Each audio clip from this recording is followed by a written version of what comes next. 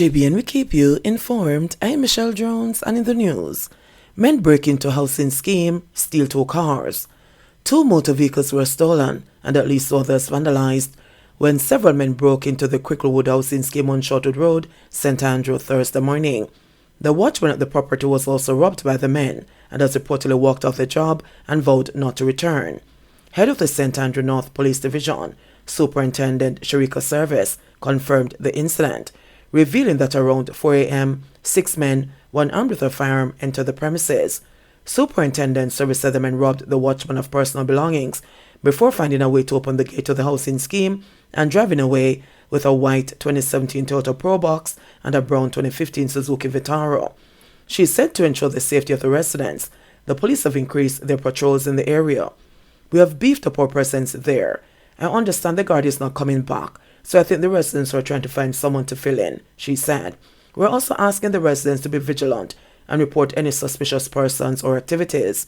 A voice note on the incident has gone viral on social media with a picture of one of the vandalized vehicles. Superintendent Service said the area was canvassed for cameras, especially for safety reasons and investigative purposes. Cop implicated in cooking oil robbery shows up to court in wheelchair. Detective Corporal Maurice Whittingham, the policeman charged with the multi-million-dollar robbery of a delivery truck laden with cooking oil, appeared before the court today in a wheelchair. It was revealed that the detective has spinal injuries which prevent him from being able to walk. It was further explained that corrections for the condition include surgery.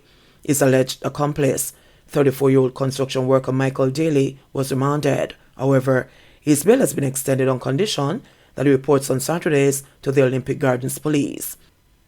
It was reported that on December 17, 2022, both men dressed in police paraphernalia held up and robbed the truck laden with $3 million worth of cooking oil from Separate Limited. The police said the truck was recovered in the Thetford community near Old Harbour. The driver and sideman who were on the truck at the time of the robbery were reportedly tied up but managed to escape and alert the police. The accused were arrested by the Spanish Town Police and following a thorough investigation were charged with robbery with aggravation and kidnapping. The case has been transferred to the Gun Court Division in Kingston for a March 30, 2023 mentioned date. Rastafarian man killed in Bickerseth. A Rastafarian man was shot and killed by unknown assailants in Bickerseth Square, St. James, on Friday morning. He has been identified as Ezekiel Barrett, otherwise called Barker, of Blue Hole, and Richmond Hill addresses, also in St. James. Reports from the police are that about 7:20 a.m., Barrett was standing in the square when he was ambushed by armed men and shot multiple times. He died on the scene. The Cambridge police were summoned, and upon arrival, the scene was processed, and Barrett's body removed to the morgue for a post-mortem examination. Harsher criminal penalties could increase case backlog, says Sykes.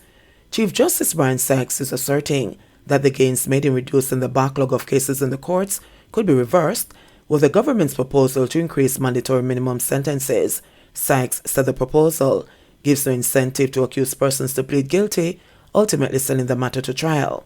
As a result, he said that there is concern within the judiciary that the gains made will be reversed in terms of backlogs.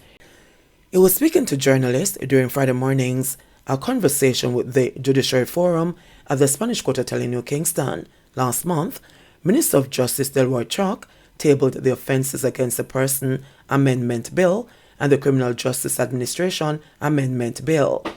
In tabling the bills in the House of Representatives, Chuck said the reputational damage to the country because of abnormally high rates of intentional homicides demands that the penalties imposed send a clear and unmistakable message to potential killers that when caught and convicted, they will be severely punished. However, opposition leader Mark Golding and some defense attorneys subsequently argued that the bills will cause the case backlog to balloon. Several courts have seen a significant reduction in backed-up cases, including the Hanover and St. Mary Parish Courts and the Gun Court. Fewer than 10 such cases are currently before the Hanover Parish Court. Meanwhile, Sykes noted that harsh penalties have no impact on crime. He said an efficient and effective justice system is what will deter people from committing crimes. Under the Offences Against a Person Amendment Bill, Chuck is proposing amendments to Section 3(1)(b) to increase the mandatory minimum sentence from 15 years to 45 years.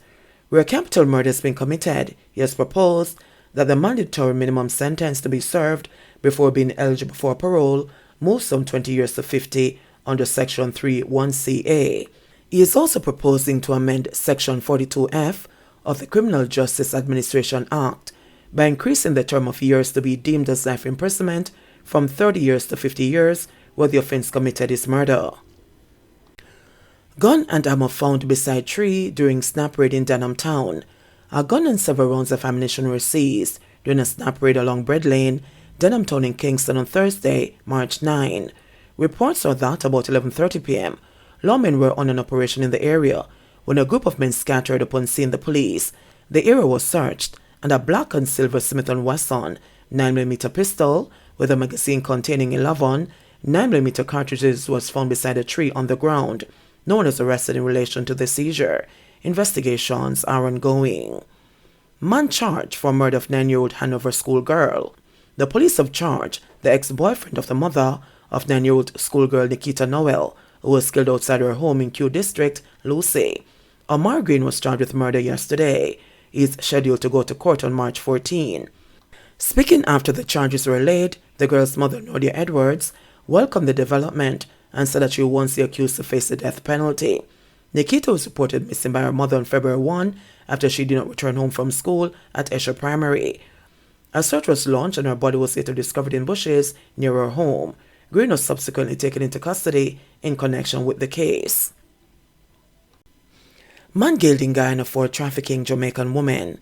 A 44-year-old farmer has been jailed for 4 years after he was found guilty of trafficking 2 Jamaican women. A Guyana police force statement said that Tita Brown was also sentenced to 1 year imprisonment on the count of withholding the passports of the 2 Jamaican nationals. Brown was arrested by police on April 28, 2021. 1 day after a wanted bulletin was issued for him, was also fined $200,000 Guyanese dollars and ordered to pay $6.3 million in restitution to the victims. Brown, also known as Tommy and Yankee, appeared before Magistrate Wanda Fortune at the Linden Magistrates Court on Thursday. He was charged with 2 counts of trafficking in persons, and on each count, he was sentenced to 4 years imprisonment. The sentences will run concurrently. The magistrate handed down the sentences after an 8-month-long trial that began in December 2021 and concluded last August. The court was told that in November 2020, one of the victims met an individual in Jamaica who indicated that Brown needed someone to work on his farm at Karakara Creek, Linden in Guyana, and was willing to pay $5,000 for the work to be done. The first victim reportedly informed the second victim about the opportunity, and together they arranged with Brown, who promised to facilitate all their travel expenses. The woman left Jamaica on December 12, 2020, and upon their arrival in Guyana, Brown instructed them to inform immigration that they would only be spending 2 weeks. Upon arriving at the campsite at Karakara Creek, Brown informed them that they would be spending 6 months at the campsite and confiscated their passports. The victims recounted that from the date of entry to the 24th of April 2021, they worked at the Karakara camp but never received any compensation from Brown, the police statement said. The victims added that Brown would visit periodically and demand that they work more diligently. Though he continuously promised to pay them, he never did. They were only allowed to contact their families on Brown's phone whenever he visited the campsite. They told the police that for 3 weeks, no one visited them and their supplies ran low, forcing them to leave the site. The victims were forced to venture from the camp in search of other campsites, walking through bushes and swamplands until they managed to locate a logger who eventually took them to a village where they related their story and made a police report, the police said. JBN, we keep you informed. Please remember to subscribe, like, share, leave us a comment and click the notification bell to receive our daily news items.